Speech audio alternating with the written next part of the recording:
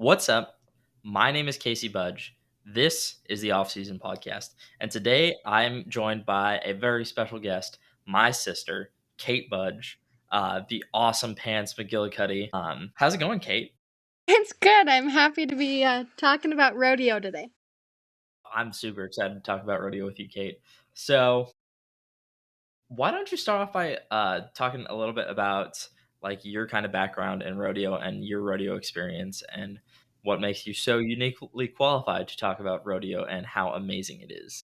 I'm not sure that I'm quite qualified to talk about pro rodeo in the way that I would like to be yet, but I have rodeoed my whole life and been a rodeo queen for a long time too. Most currently, I held the Miss Idaho High School Rodeo Queen position, so I'm passionate about rodeo and especially about statistics and how rodeo athletes compete statistically and over time. So, yeah.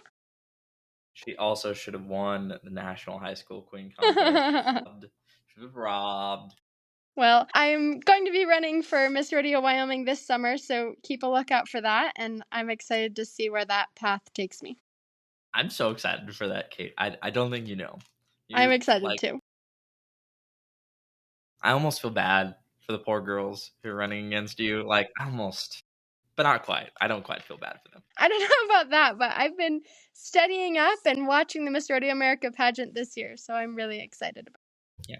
Kate also has an awesome segment on like TikTok and Instagram and stuff that she does where she does tips and tricks Tuesdays where she goes on and she talks about little tidbits of information about it's mostly been horsemanship stuff, but I think you're gonna get more into like rodeo stuff as you're kind of gearing up to do the Miss Rodeo Wyoming, isn't that right?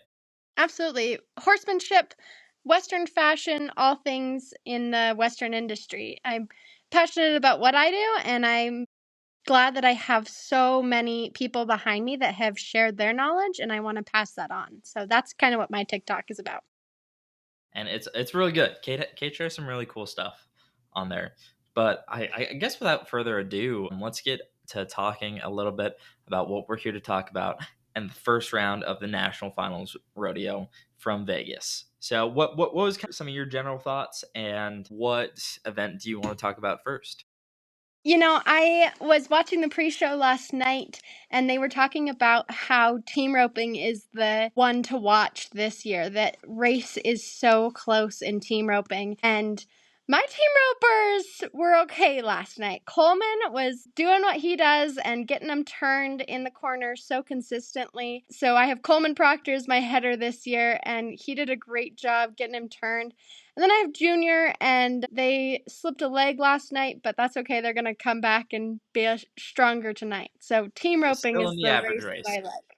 Still in Yeah, the average. yeah, that's what's important. I also have the other end of um Caleb. I have Caleb instead of Junior just because it worked out a little bit better for me for whatever reason and in my mind to get triggers instead of Junior. So that worked out. And then I have Jake Long, and who's he roping with this year? Jake Long is roping with Clint Summers, and I think that they are going to be a really competitive team when they get locked off and warmed up in that building. Yeah, especially like Jake has that experience. He's been to a couple NFRs. Yeah, he's a veteran for sure. Yeah, has his header been to the NFR before? Do you know? Clint Summers, I think, has been, but let me double check on that before I start throwing false information at you. Yeah, I didn't know if he had or not, but Yeah. like Last Jake is year, he was second in the world. Clint Summers was the second place header in the world last year. okay. He's had 3 NFR qualifications, 2018, 2021, and 2023. So this is his 4th. Well, the team roping is always so much fun to watch because there are like just so many people who could win it every year. Like it's not ever a one horse race like a lot of these events turn into, especially like the rough stock events. They can pretty quickly turn into a one horse race if only one person is competing well, or the other one horse race that's going on this year, and that horse being Sister and the barrel racing, where Haley absolutely smoked them like by half a second. Yes. Yeah. And She would have been a great time in last year's NFR as well. Sister has just been in that building enough now that she doesn't need a round to get warmed up. She is competitive right off the bat. Yeah, and you can't give Sister the top of the ground and expect her not to come out and absolutely flatten everyone else. I mean, she is a robot. She's a robot. She doesn't mess up ever. Like it's just bam, bam, bam. Okay, thank you, and I want my grade now. Yeah, she is such a cool horse. They've been to the NFR 8 times to the Thomas and Mack, and they are just so competitive. And I actually wasn't watching Sisters run last night. We were on commercial break, and then I looked up as she was running out down the alleyway, and I was like, well, I've watched all the other runs, so I know what that one looked like. Once Exactly. you've watched one of Sisters, you've watched them all. They are just so smooth. Yeah. They actually like barely missed her run. That it wasn't televised the first time that it went across, so you weren't alone there. I thought I Yeah, had missed something. I thought that I did too, but they just didn't show it at first. So yeah, that was kind of how that went. Any other notable names that you want to talk about in the barrel racing or in the team roping before we move on there? I think that I was looking at the barrel racing last night and I was like, if anyone is going to be up there and competitive with Sister, I think that it can be Emily Beisel and Lisa Lockhart. Those two girls really ride competitively as well. Not that all of these girls are not so talented in riding amazing horses, but I'm looking for Emily Beisel and Lisa Lockhart to kind of step up and be competitive this week Yeah. too. Well, Emily had such a crazy good year. Was that last year that Emily had Yeah. just a amazing year? Like Haley was a little bit off last year and just wasn't running up to her regular form. And Emily came in and just absolutely whooped everybody last year. So I'm looking for that to be a fun competitive race. But if it goes anything like last night and Sister's still on her voodoo black magic that she's got going on, it's not going to be close, even a Right. little bit. Right. I mean, how many Sister has like 4 or 5 average titles at the NFR, right? Isn't Yeah, that right? she has average titles. It's only listing one in her PRCA profile, but I'm not sure about that. I know that this is going to be, if Haley wins it, this will be her 5th world title. Yeah, that's crazy. I mean, I guess she doesn't need to when she wins almost every round. Like she doesn't have to win the average when she wins Right. almost every round. Yeah. And some years, like I remember when it was the COVID year in Texas, she didn't ride Sister every round. She rode Right. one of her younger horses one round Right. because And it was it's so that hard bigger to standard pattern. Yeah, it's so hard to tell because she has those 2 Palomino horses and she rides so consistently that it's just sometimes you look up and there's Haley and another Palomino, so, Yeah. it's hard to tell if she's riding and sisters sometimes. and they're full siblings too. Yeah. The other one is the full brother to sister. So Right. and she doesn't call it brother either, which is I don't know why she would do that, but whatever. That would be ridiculous. That would be ridiculous. Well, from that end, I think we should go and talk about the event that I called. I definitely called the saddle bronc riding. I said that Zeke Thurston, he comes in at this like fourth, fifth, sixth spot, and he's the best pick that you can pick on your team because he's not the number one guy, but this is I think they were saying this is his third straight. Like if he wins this year, this would be his third straight title.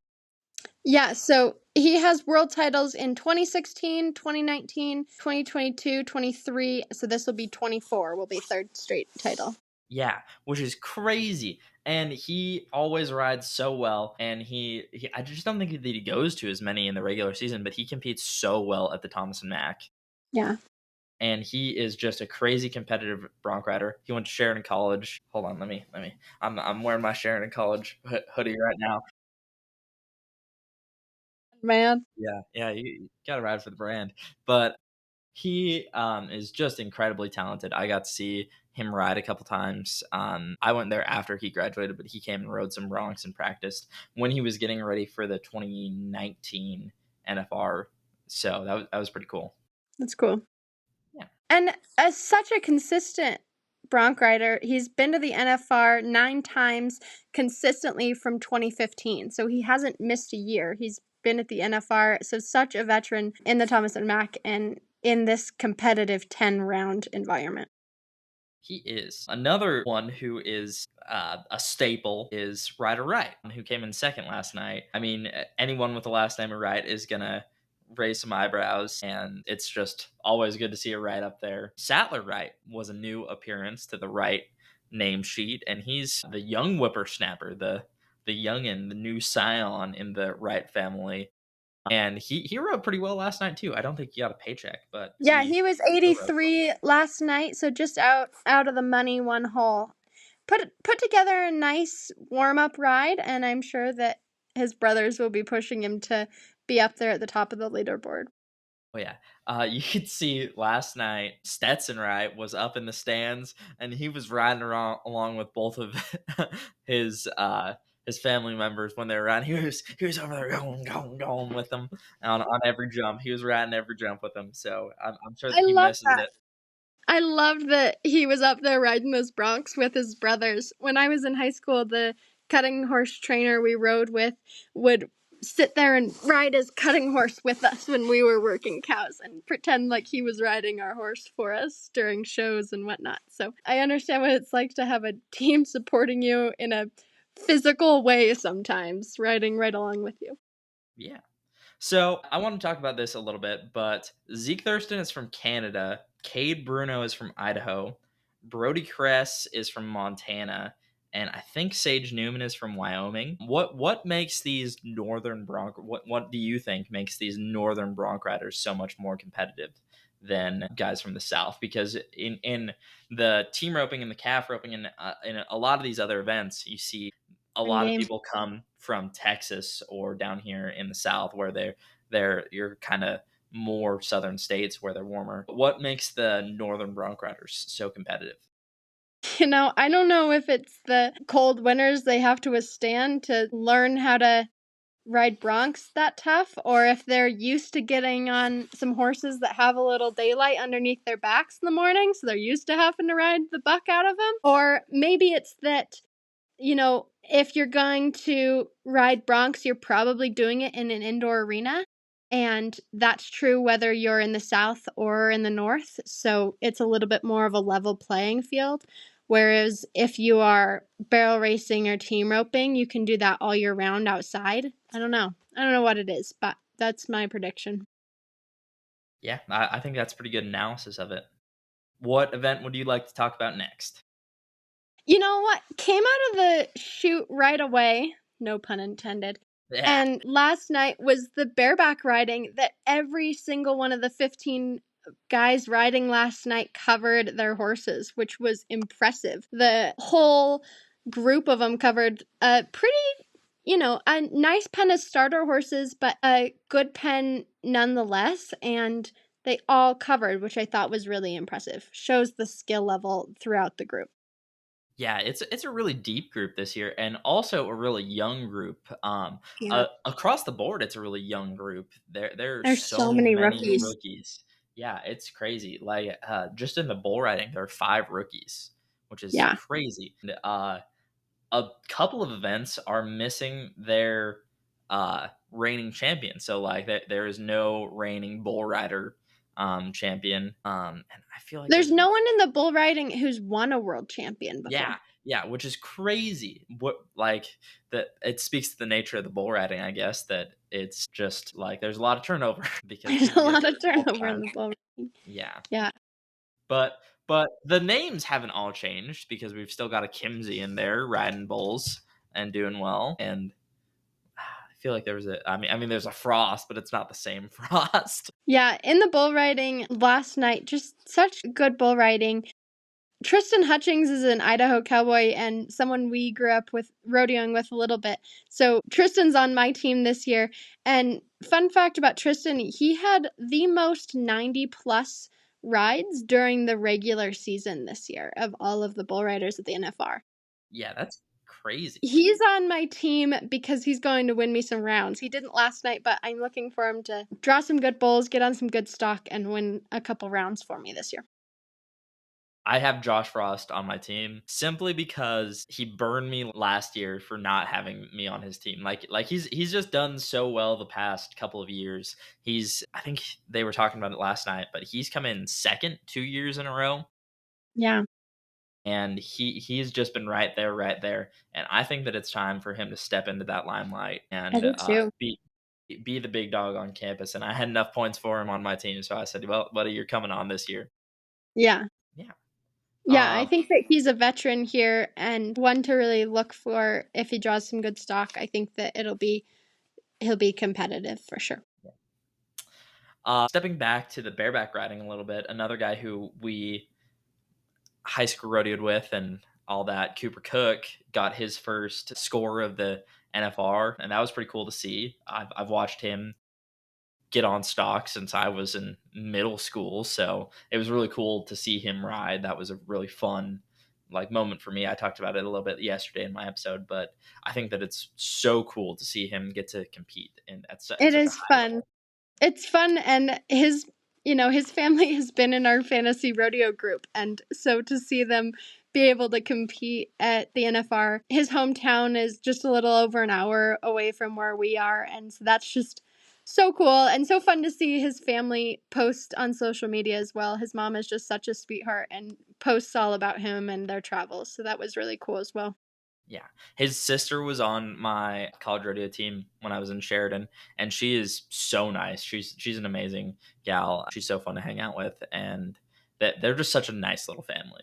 They are a great family. Yeah. The Cooks are amazing, amazing people. So yeah, I was lucky to get to rodeo with Coop and all of them. So it's just an awesome thing to see how rodeo is such a small world. I was going through counting, and I have rodeoed with or know personally like 10 I 10 to 12 people Yeah. there, which is just a crazy, it's just such a small world.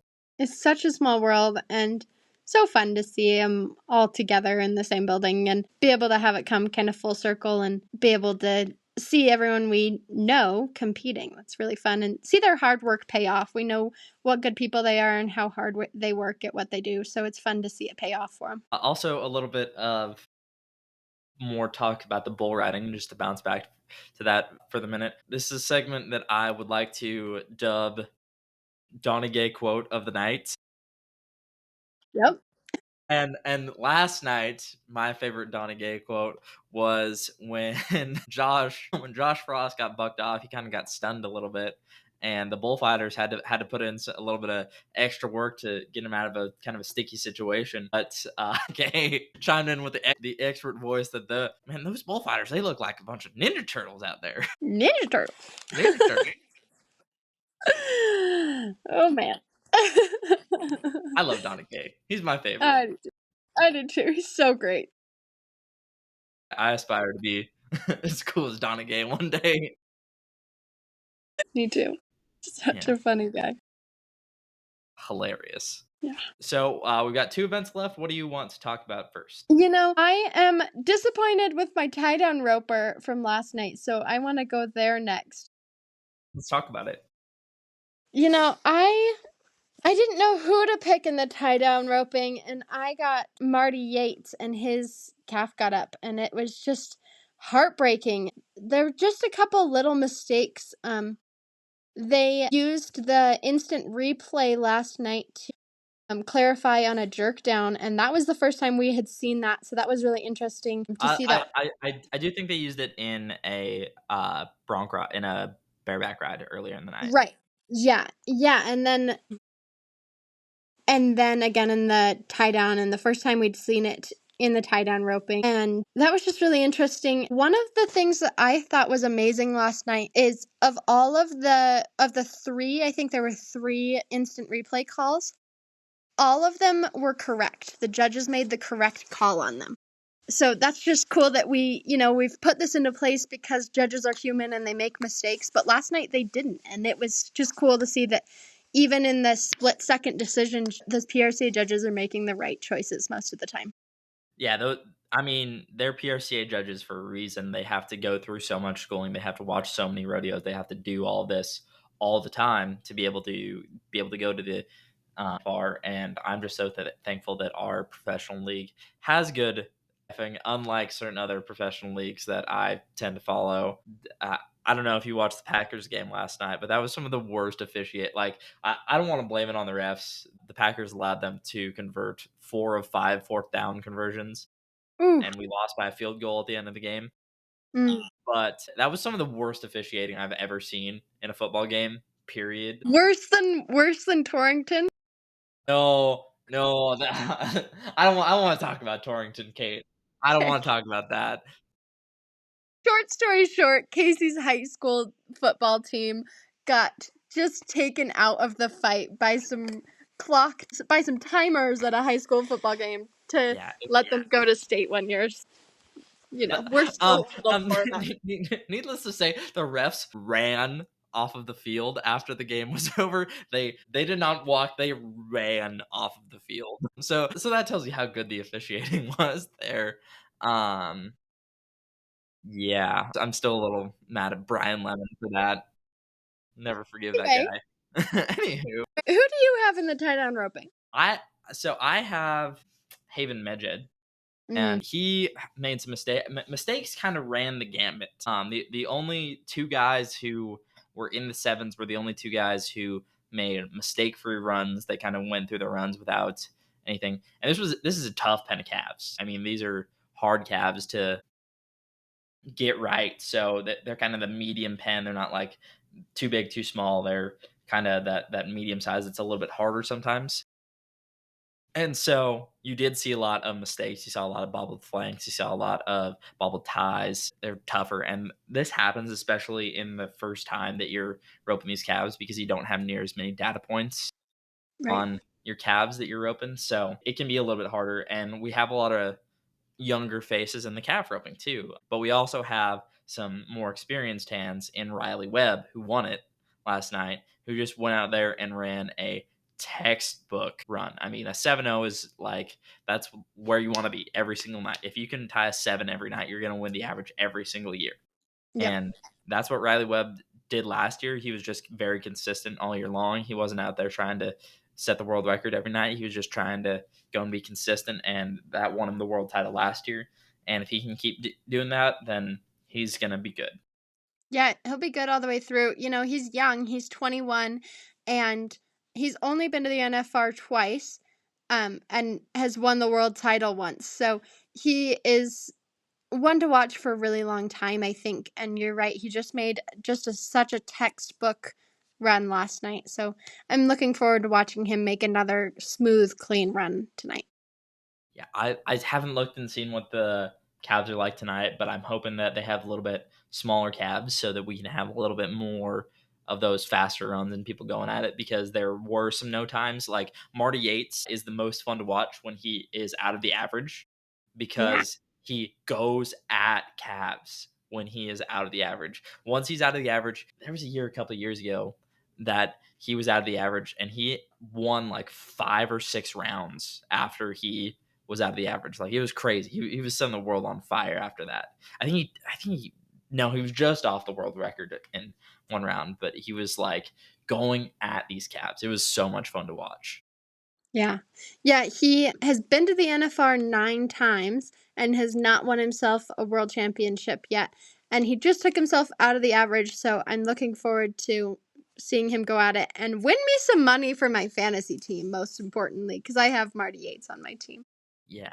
And condolences to anyone who has Shad on their Shad Choke Mayfield. I'm taking away his money moniker because he seemingly does not like to win money when it comes to the Thomas and Mack.